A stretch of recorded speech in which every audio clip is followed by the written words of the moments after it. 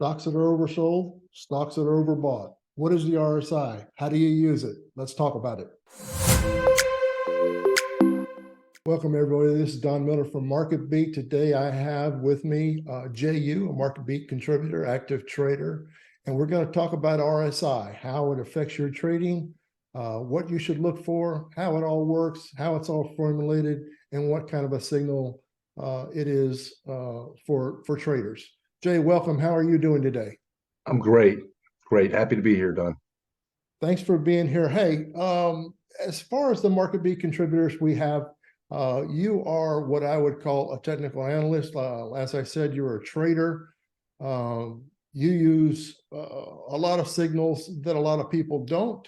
You move in and out of trades with momentum swing, momentum trades, swing trades, all those kinds of things. But let's start with this, Jay. What is RSI, and how can traders and investors use it on a day-to-day basis? All right. So the RSI is the relative strength index, and it was created by a mechanical engineer named J. Wells Wilder in 1978. He actually created a number of indicators, but RSI is one of his most popular ones.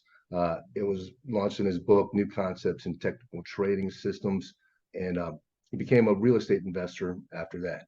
But bottom line is RSI is what's known as a momentum indicator. All right. And it's very important that you know that the difference between a momentum indicator, like an oscillator, like a RSI, versus a price indicator, like a moving average. The RSI basically is measured on a chart on a scale of 0 to 100. And as the stock continues to get more data, by the periods, whether it's a 5-minute chart every 5 minutes or a daily chart, every period being a day, once it gets enough of those periods going, it can then go ahead and plot that with the stock. And so on the scale of 0 to 100, it's commonly perceived as if that oscillator gets above the 70 band, it is now approaching an overbought mode. All right. If it falls under the 30 band, the price is in an oversold mode. All right. Now, keep in mind that that's based on the momentum, the velocity, and the speed and the magnitude of the price move, not the price itself. All right. That's the real important thing to keep in mind, because a lot of people, they may use this RSI or even the stochastic or something like that, and they'll realize, wait a minute, this stochastic or this RSI is showing me an oversold situation, right? Okay, and it bounced, but then the stock actually fell even lower than than the prior low, and yet the RSI is above 40. There's a difference there. So it's all based on the momentum, the velocity. It's the thinking that the price is important, of course, for stock, but how it gets to that price is also just as important. Okay, let me just back up just here for a second, Jay, if you would. Explain to me overbought and oversold. I mean, I know what it means, but I want our viewers and our subscribers to know exactly what you're talking about. So just if you would real quickly define overbought and oversold conditions and how it applies. Basically, if you can kind of look at it as well, I don't know how many of the audience members have had a stick shift, driven a stick shift car, but usually, you want to consider the oscillators kind of like the tachometer, all right, where if you push too hard in one gear, it'll get to what's known as a red line. Okay, and it's almost like the same thing with a stock. If a stock continues to rise and it just continues to rise with no pullbacks, it's kind of like stepping on the gas. Eventually, it's going to have to take a break. All right, but the more it's revved, the higher it goes. And then once it gets above that 70 band, you can almost consider it like a red line. It's now in overbought territory. Same thing, vice versa. Now, there's one thing really important to remember. A lot of traders tend to think, oh, if the RSI is below the 30 band, it's oversold, so let me go ahead and buy. And the thing to remember is there's a big difference between an oversold condition and a reversal signal. You can't get them mixed up. The reversal signal actually happens when you let go, you ease up on the gas, and the oscillator actually turns back up through the 30 band. That's the reversal. But as far as being oversold, it can continue to get oversold and overbought. So that's a really good analogy. I don't think I've ever heard anybody explain it quite that way, but that's, for those of us who have driven cars with stick shifts, I know exactly what you're talking about. Hey, can we look at a chart and show me, or show us, if you would, exactly those kind of points that you're talking about, the oversold, the overbought?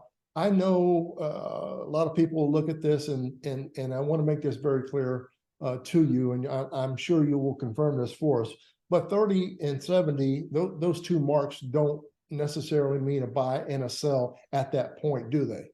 No, not at all. Not at all. It just tells you that a stock is in an overbought condition, meaning that it's pretty much gone up without too many pullbacks, and it's gone up pretty fast. So it's getting extreme, like a rubber band that gets stretched. It gets to a point where the rubber band is going to have to snap back eventually.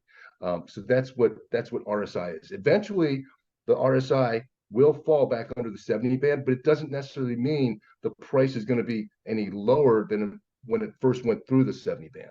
And that's what people have to understand. Let's if you can, pull up a stock chart and show us exactly what you're talking about. Maybe even a historical one where we could say, okay, that's how it works. So this is a chart of Amazon. It's a daily chart. And up top, we have the candlesticks, which is basically, it's a price indicator. And then below, we have the RSI.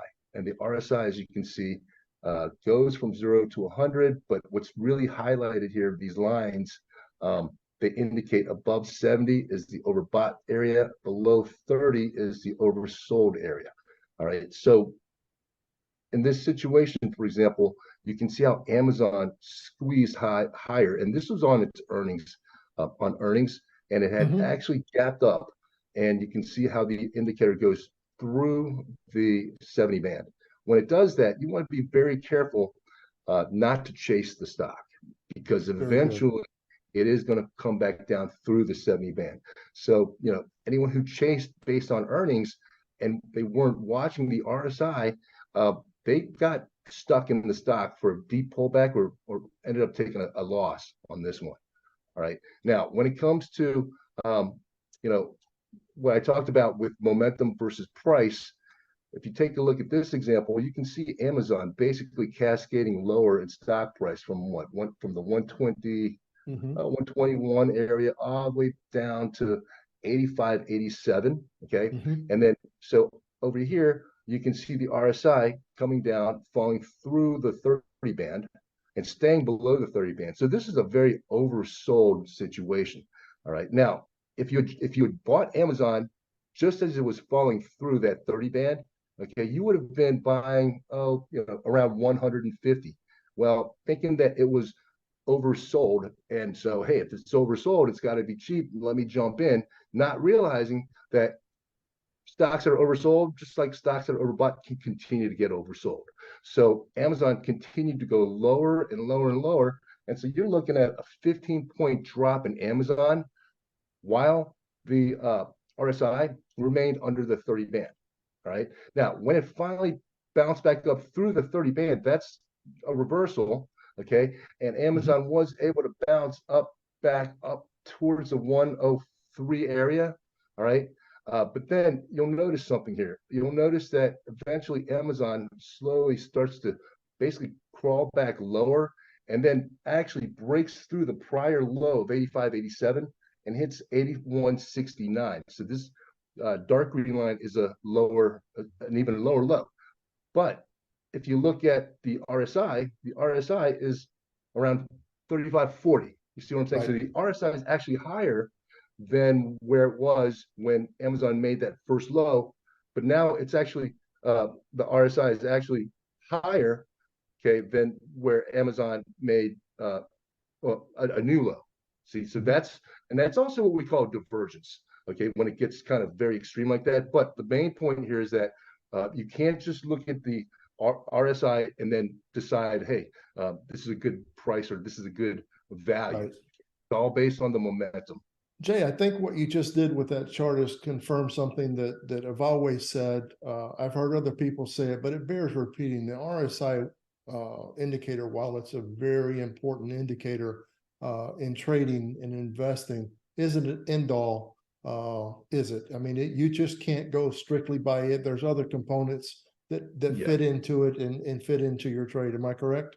Absolutely, absolutely. RSI, like I said, is a momentum indicator, and it serves its purpose. All right, just to let me know if a stock, if it's redlining, and I'm jumping into a stock at a certain price that, you know, the price looks good, but the problem is it's overbought at this point. So when I buy an overbought stock, yeah, it can go up, but most likely it's going to pop a little bit and then drop on me. You know, so it's better for me to wait for it to come back down. So that's a trader's version of buying a bargain, is when the momentum pulls back, people panicked out and it's in an oversold condition.